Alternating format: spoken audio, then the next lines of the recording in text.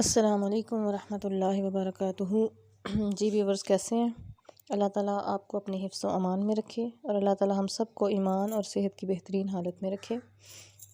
تو چلیے آج کے رکوع کی طرف چلتے ہیں، جو کہ رکوع نمبر 17 ہے سورۃ آل عمران کا۔ یہ رکوع چونکہ تھوڑا لمبا ہے، اس لیے آج ہم اس کو پارٹ 1 اس کا پڑھیں گے اور پارٹ 2 جو ہے وہ انشاءاللہ نیکسٹ لیکچر میں۔ تو پڑھتے ہیں، اعوذ باللہ من الشیطان الرجیم، بسم اللہ الرحمن الرحیم۔ یا ایھا الذین آمنوا، اے ایمان والو، لا تکونوا، نہ ہو جاؤ، کالذین، ان لوگوں کی طرح، کفروا، جنہوں نے کفر کیا، وقالوا، اور وہ کہتے ہیں، لاخوانہم، اپنے بھائیوں سے، اذا، جب، ضربوا، وہ چلتے ہیں، فی الارض، زمین میں، یعنی کہ سفر کے لیے نکلتے ہیں، او یا کانوا، ہوتے ہیں، غزاً، جہاد پر، لو کانوا، کاش وہ ہوتے، عندنا، ہمارے پاس، ما ماتوا، تو نہ مرتے، وما قتلوا، نہ شہید کیے جاتے، نہ مارے جاتے، لیجعل اللہ، تاکہ اللہ تعالیٰ بنائے اس بات کو، ذالک، اس بات کو، حسرتاً، حسرت، فی قلوبہم، ان کے دلوں میں، واللہ، اور اللہ تعالیٰ، یحیی، زندہ بھی فرماتا ہے، ویمیت، اور مارتا ہے، واللہ، اور اللہ تعالیٰ، بما تعملون، جو تم عمل کرتے ہو، بصیر، دیکھ رہا ہے۔ ایمان والوں سے یہ خطاب ہے کہ تم ان کافروں کی طرح جیسا عمل نہ کرنا، ان کافروں جیسی بات نہ کہنا کہ تم اگر یہاں ہوتے تو مارے نہ جاتے، ٹھیک ہے؟ ان کے بھائیوں سے، جو بھائی ان کے مسلمان ہو گئے تھے نا، ان سے وہ کہتے تھے کہ تم اگر جہاد پہ نہ جاتے، تمہارے پاس ہوتے تو تم مارے نہ جاتے۔ تو یہ ان کی یہ عقیدہ ہے جس پر وہ ہمیشہ اللہ تعالیٰ ان کو حسرت میں ہی ڈالے رکھے گا، ان کے دلوں میں یہ حسرتیں ہی رہیں گی۔ تو جبکہ جو ایمان والے ہیں ان کا ایک ہی عقیدہ ہے کہ واللہ یحیی ویمیت۔ پچھلے رکوع میں بھی یہی عقیدہ، یہی چیز بیان ہوئی کہ جہاں موت لکھی ہوئی ہے، اللہ تعالیٰ وہاں چلا کر، وہاں گھروں سے بھی نکال کر قتل گاہوں کی طرف، یعنی جہاں پہ موت لکھی ہے، جہاں پہ وقت مقرر آیا ہوا ہے، وہاں پہ اللہ تعالیٰ لے جاتا ہے۔ تو اس عقیدے کا ایک باطل عقیدہ جو ہے یہ کفر کا ہے، تو اس پر ایمان والوں کو اس جیسا عقیدہ رکھنے سے منع فرمایا گیا۔ واو زبر وا، اور، لئن، اگر، قتلتم، تم مارے جاؤ، فی سبیل اللہ، اللہ کی راہ میں، او یا متم، تم مر جاؤ، لمغفرۃ، ضرور مغفرت ہے، من اللہ، اللہ ہی کی طرف سے، ورحمۃ، اور رحمت ہے، خیر مما، جو بہتر ہے، مما، جو یجمعون، تم جمع کر رہے ہو۔ تم اگر اللہ کی راہ میں شہید ہو جاؤ یا تمہیں موت آ جائے تو رحمت یا مغفرت، اس چیز کا تعلق اللہ تعالیٰ کی ذات سے ہے۔ مال یا متاع جو تمہارے پاس موجود ہے، ان سب سے بہتر ہے جو کہ تم جمع کرتے رہتے ہو ساری زندگی، اور موت کا وقت پتہ ہی نہیں، موت کا ایک وقت مقرر ہے، اللہ تعالیٰ لے جائے گا، اس مال سے بہتر ہے اللہ تعالیٰ تمہیں بخشش عطا فرما دے۔ وَلَئِنْ، اور اگر، مُتُّمْ، تم مر جاؤ،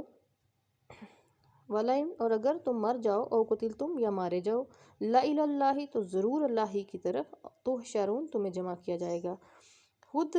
موت آ جائے، جس کو طبعی موت کہتے ہیں، یا پھر جنگ میں شہید ہو جانا، دونوں صورت میں اللہ تعالیٰ اپنے پاس جمع فرمائے گا سب کو۔ فَبِمَا، پس بے شک، اب یہاں سے ایک موضوع جو ہے وہ تبدیل ہوتا ہے، 159 نمبر آیا نمبر کا ہے۔ فَبِمَا، پس اس وجہ سے، جو رحمت من اللہ، اللہ کی طرف سے رحمت ہے، لِنْتَ لَهُمْ، آپ ان کے لیے نرم ہیں، وَلَوْ كُنْتَ، اور اگر آپ ہوتے، فَظًّا، سخت، غلیظ القلب، دل کے بھی سخت، لَانْفَضُّوا، تو چھٹ جاتے، من حولک، آپ کے ارد گرد سے، یعنی کہ آقا علیہ الصلوۃ والسلام کی طبیعت میں جو نرمی ہے یا رحمت ہے، یہ اللہ تعالیٰ کی دی ہوئی بہت بڑی صفت ہے، اور یہ اس کی بہت بڑی رحمت ہے کہ اللہ تعالیٰ نے آپ کو نرم دل بنایا، اسی وجہ سے آپ کے گرد جھرمٹ جو ہے وہ لوگوں کا قائم ہمیشہ سے رہا اور ہمیشہ رہے گا آپ کے لیے۔ تو آپ کے ارد گرد سے یہ لوگ چھٹ جاتے اگر آپ کا دل میں سختی لوگ پاتے۔ فاعف عنہم، پس آپ ان سے معاف فرما دیجئے، واستغفر لہم، پس ان سے درگزر فرمائے، ان کو معاف کر دیں، وشاورہم فی الامر، اور ان سے مشورہ بھی کر لیا کریں، یعنی کہ پھر ان سے معافی، درگزر اور ان سے مشورہ، یہ تینوں چیزوں کا اللہ تعالیٰ نے حکم دیا کہ سب کو ملا کر چلتے رہا کریں۔ فَإِذَا، پس جب، عزمت، آپ ارادہ کر لیں، فَتَوَكَّلْ عَلَى اللَّهِ، تو اللہ ہی پر بھروسہ کریں، ان اللہ، بے شک اللہ تعالیٰ، یحب المتوکلین، توکل کرنے والوں کو پسند فرماتا ہے۔ یعنی کہ اللہ تعالیٰ پر بھروسہ جو ہے وہ ایک ایسا معاملہ ہے کہ جب آپ ایک چیز کا پختہ ارادہ کر لیں مشورے کے بعد، تو اس کے بعد اللہ تعالیٰ پر بھروسہ بھی ضروری ہے، تاکہ یہ نہ کہا جائے کہ شک میں پڑ جائیں کہ یہ ایسا کرتے تو ایسا ہو جاتا، نہیں، اللہ تعالیٰ پر بھروسہ کریں تو اللہ تعالیٰ توکل کرنے والوں کو پسند بھی فرماتا ہے، اور فتح بھی انہی کی قسمت میں ہوتی ہے۔ ان ینصرکم، اگر وہ تمہاری مدد فرمائے گا، کم اللہ، اللہ تعالیٰ، فلا غالب لکم، تو تم پر کوئی غالب نہیں آئے گا، وَإِن يَخْذُلْكُمْ اور اگر وہ تمہیں بے سہارا چھوڑ دے فَمَنْ ذَا الَّذِي تو کون ہے جو يَنْصُرُكُمْ تمہاری مدد کرے من بعدہ اس کے بعد، مدد اللہ ہی کی طرف سے ہوگی تو غلبہ ملے گا، اگر وہ تمہیں چھوڑ دے بے سہارا تو کوئی بھی تمہاری مدد نہیں کر سکتا۔ وَعَلَى اللَّهِ اور اللہ ہی پر فَلْيَتَوَكَّلِ الْمُؤْمِنُونَ مومن لوگوں کو اللہ ہی پر توکل کرنا چاہیے۔ وہ وقت بہت مشکل تھا جس پر اللہ تعالیٰ توکل کا سبق سکھا رہے ہیں، توکل کا ایک تربیت کر رہے ہیں، توکل کا سبق دے رہے ہیں، تو بہت مشکل وقت تھا مومنین پر، مسلمانوں پر، تو اللہ تعالیٰ پر بھروسہ کرنا جو ہے وہ اللہ تعالیٰ نے سکھایا اور اپنی ہی طرف مدد کے لیے نظر کرنے کا جو ہے ایک درس دیا۔ وَمَا كَانَ لِنَبِيٍّ اور نہیں ہے کسی نبی کے لیے بھی ان یغل کہ وہ چھپائے کوئی بھی چیز جو حق بات ہے وہ نہیں چھپا سکتا۔ وَمَن یغلل جو کوئی چھپائے، یہ ایک کامن ایک جنرل میسیج بھی اللہ تعالیٰ نے کنوے فرما دیا کہ پھر جو کوئی بھی بعد میں قیامت تک آنے والی کوئی بھی بندہ کوئی انسان کسی بھی چیز کو حق کو چھپاتا ہے، حق بات ہو یا کوئی کسی کی امانت ہو، کسی بھی چیز کو چھپائے، یاتی بما لے آئے گا بما جو غلہ چھپایا یوم القیامت قیامت کے دن، یعنی کہ ہر ایک چیز کے قیامت کے دن اللہ تعالیٰ نے جمع فرمانے کا اعلان فرما دیا کہ کوئی بھی جو چھپائے گا وہ نکل آئے گی۔ ثم پھر توفیٰ پورا دیا جائے گا کل نفس ہر جان کو ما کسبت جو اس نے کمایا، وہم لا یظلمون اور نہیں وہ ظلم کیے جائیں گے، یعنی کسی پر بھی ذرہ کے برابر بھی ظلم نہیں کیا جائے گا، اس کے ہر عمل کا اس کو پورا بدلہ دیا جائے گا۔ افمن اتبع بھلا وہ جس نے اتبع پیروی کی رضوان اللہ کی رضا کی،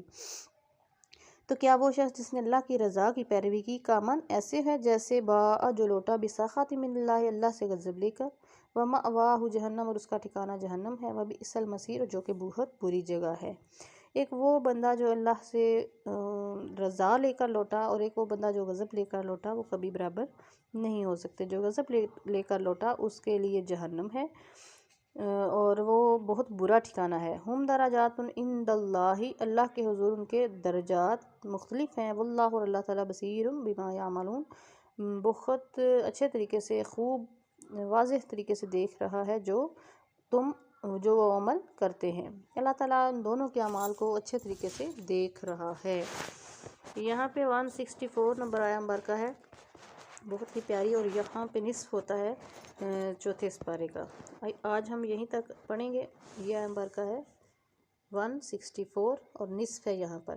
لقد من اللہ بے شک اللہ تعالیٰ نے احسان فرمایا علی المؤمنین ایمان والوں پر، اذ جب بعث بھیجا فیہم ان میں رسول من سے انفسہم اور ان کے بیچ میں سے ہے، یعنی ان کی نفس انسانی میں ان کے جیسا ہے، ان میں سے ہے، یعنی فرشتوں میں سے نہیں ہے نہ ہی جنوں میں سے ہے۔ یتلو وہ پڑھتا ہے علیہم ان پر آیاتہ ہی اس کی آیتیں، ویزکیہم اور ان کو پاک کرتا ہے، ویعلمہم ان کو سکھاتا ہے الکتاب کتاب کا علم، والحکمت اور حکمت کا علم، وان کانوا اور اگرچہ وہ تھے من قبل اس سے پہلے لفی ضرور ضلال مبین کھلی گمراہی میں۔ اللہ تعالیٰ نے کسی چیز کا بھی احسان نہیں جتلایا کہ میں نے تمہیں آنکھ دی، کان دیے، بازو دیے، ہر چیز اعضاء دیے، سانس دی جسے تم سانس لے رہے ہو، زندگی عطا کی، ہر چیز دی، لیکن رزق دیا، تربیت کے لیے پیغمبر بھیجے، لیکن صرف ایک چیز کا اللہ تعالیٰ نے قرآن پاک میں سورۃ آل عمران کی اس آیہ مبارکہ نمبر 164 میں احسان جتلا دیا کہ وہ کیا تھا،